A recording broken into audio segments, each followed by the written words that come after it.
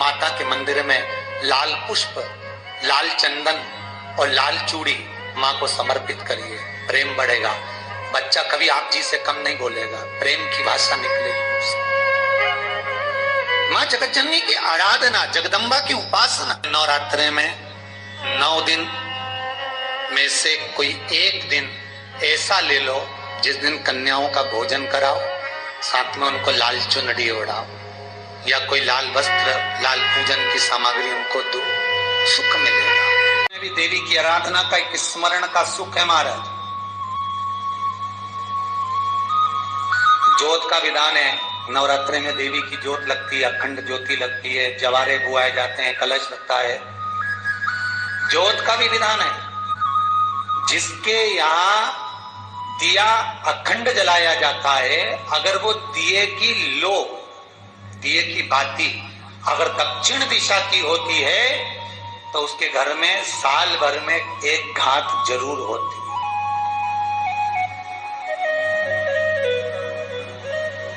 जो दिया अखंड जलता है उसकी बाती का मुख दक्षिण का नहीं होना चाहिए।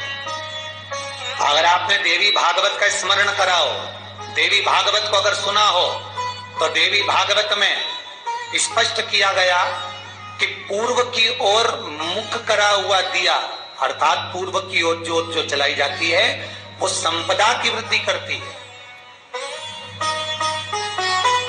पश्चिम की ओर मुख कर कर जो ज्योत लगाई जाती है महाराज, वो वैभव को देती है। और उत्तर की ओर जो मुख कर कर ज्योत जलाई जाती है, उत्तर की ओर जो ज्योत का मुख रहता है वो आयु की वृद्धि करती है, घर में अकाल मौत को रोकती है।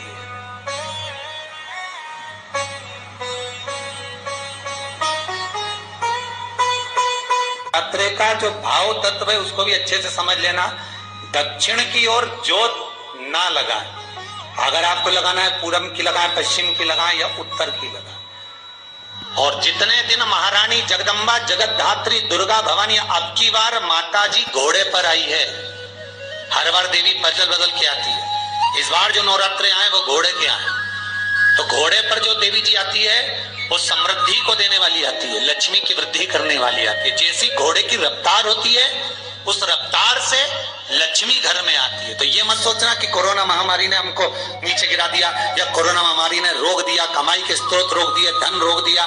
चिंता मत करना, मेरी माँ जगत जननी दुर्गा भवानी अब की बार घोड़े पर आई है। साल भर में इतना धन दे देगी कि आपने पीछे के 4 साल में नहीं कमाया होगा, इतनी मेरी माँ भंडार भर देगी। ये घोड़े पर आई है, कोई साधारण नहीं हो सकता। देवी भागवत में स्पष्ट किया गया, जब जगदम्बा मगर पर आती है उसका भाव अलग है, और जगदम्बा जब हाथी पर आती है उसका भाव अलग है, और जगदम्बा जब घोड़े पर आती है तो जगत को समृद्धिवान बना देती है, वैभव में कमी नहीं आती। अभी भले दुनिया के लोग अभी रोते हैं कि पैसा नहीं आ रहा, कोरोना महामारी ने सब तोड़ दिया, रोक दिया, पर चिंता ना करना, मेरी माँ अगर घोड़े पर आई है तो उसका सुख आपको जरूर मिलेगा।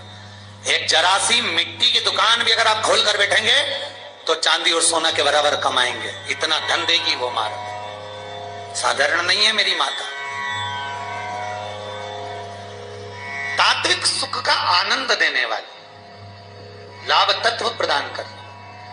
और नवरात्रि में भी अगर आपकी कोई कामना है, आपकी अगर इच्छा है, आपका मन है, तो जगत जननी की आराधना करो। पति और पत्नी में अगर क्लेश है तो जगदम्बा के मंदिर में मक्खन चढ़ाओ, प्रेम बढ़ जाएगा। आपको लगता है कि पति कोई अन्य स्त्री से लगा हुआ है या परिवार टूट रहा है, तलाक तक पहुंच गया है, तो माता के मंदिर में आप ध्वजा लगवाइए, उस ध्वजा पर मक्खन लगाकर लगवाइए, आपको लाभ मिलेगा। महाराज, यदि आपको लगता है कि बच्चे बहुत ज्यादा अपशब्द बोल रहे हैं, मुंह चला रहे हैं और प्रेम नहीं रख रहे, तो माता के मंदिर में लाल पुष्प, लाल चंदन और लाल चूड़ी माँ को समर्पित करिए, प्रेम बढ़ेगा। बच्चा कभी आप जी से कम नहीं बोलेगा, प्रेम की भाषा निकलेगी। माँ जगत जननी की आराधना, जगदम्बा की उपासना। नवरात्रे में 9 दिन में से कोई एक दिन ऐसा ले लो जिस दिन कन्याओं का भोजन कराओ, साथ में उनको लाल चुनरी ओढ़ाओ या कोई लाल वस्त्र, लाल पूजन की सामग्री उनको दो, सुख मिलेगा, आनंद आएगा। सती कथा में कही थी कि नवरात्रे एकम से प्रारंभ नहीं होते, अरे अमावस्या की रात्रि से प्रारंभ हो जाते, इसलिए उसको कहते हैं नवरात्रे। क्योंकि नवमी के दिन माता जी का विसर्जन हो जाता है, जवारों का विसर्जन हो जाता है, व्रत करने वाले कन्या पूजन भोजन भंडारा कराकर विराम दे देते हैं। तो नवमी की रात्रि उसमें नहीं जुड़ा पाती, उसमें रात्रि अगर जुड़ती है तो ये अमावस्या की रात्रि से जुड़ना प्रारंभ होता है, तब जाकर वो नवरात्रि पूर्ण हो पाती है। पितृलोक में पितृ जैसे निवास होकर भी इंतजार करते हैं। 4 नवरात्रे हैं तो 4 ही श्राद्ध हैं। आज मौनी अमावस्या है, श्राद्ध का विराम हो जाता है और कथा अर्थात नवरात्रे प्रारंभ हो जाते हैं दूसरे दिन। तो यहाँ शास्त्र कह रहा है जैसे हमें प्रतीक्षा रहती है कोई अच्छे कार्य की, कि घर में कोई शुभ कार्य हो, घर में कोई अच्छा आयोजन हो तो अपने को आनंद होगा, प्रसन्नता होगी। उसी तरह हमारे जो पूर्वज चले गए, जो पूर्वज चाहे वो अधोगति में गए हों, चाहे वो देवगति में गए हों, चाहे वो पितृलोक में निवास कर रहे हों, तो जितने भी पितृलोक में निवास करने वाले पूर्वज होते हैं वो भी ये विचार करते हैं कि हमारे घर के वंश द्वारा, हमारे वंशजों द्वारा कोई ऐसा सत्कर्म हो जिससे हमारे जीवन की भी तृप्ति हो और हमें आनंद की अनुभूति हो। और ध्यान दीजिएगा महाराज, आपको चैत्री नवरात्रि का स्मरण होगा, आपको शरदी नवरात्रि का स्मरण होगा, पर जो आषाढ़ में और माघ में जो नवरात्रे पढ़ते हैं इसका एक आनंद ही दूसरा रहता है।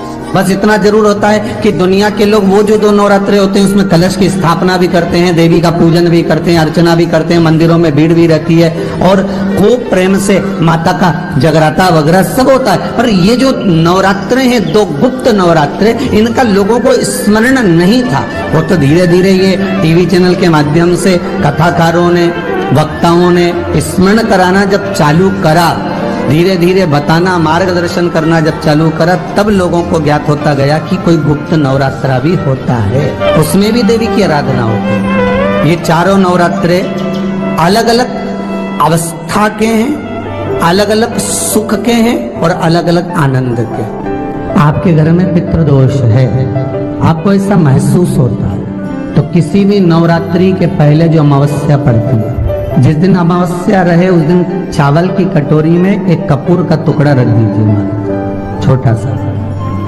और कपूर का टुकड़ा रखकर उस कपूर को दरवाजे के बाहर कटोरी में ही, चावल रखी हुई कटोरी में ही उसको पितरों का स्मरण कर कर जला दीजिए। और जलाने के बाद उस चावल को कहीं भी किसी भी वृक्ष की छांव में पक्षियों के लिए डाल दीजिए। शिव महापुराण की कथा कहती है, अगर मान लो पितृ आपको कष्ट दे रहे हैं, पितृ आपको तकलीफ दे रहे हैं, कोई काम नहीं होने दे रहे हैं, या कहीं आपको ऐसा लगता है कि पितरों का दोष है, तो वो पितृ दोष देवी, अब ये जो आप करेंगे ये कब कर रहे हैं? अमावस्या के दिन आप उसको रख रहे हैं, अमावस्या के दिन उसको रखकर रात भर आपने रखा कपूर के साथ में, सुबह एकम पड़ गई, नवरात्रि लग गई, उसी दिन उसको जलाकर आपने पटक दिया।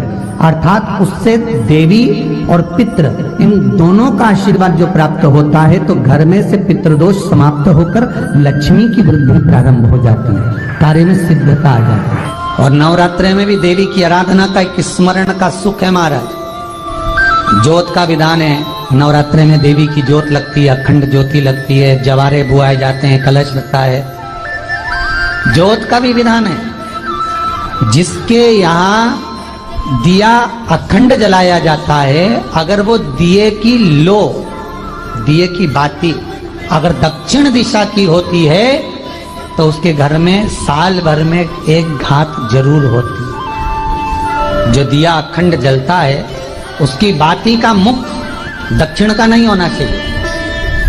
अगर आपने देवी भागवत का स्मरण करा हो, देवी भागवत को अगर सुना हो, तो देवी भागवत में स्पष्ट किया गया कि पूर्व की ओर मुख करा हुआ दिया, अर्थात पूर्व की ओर ज्योत जो जलाई जाती है वो संपदा की वृद्धि करती है।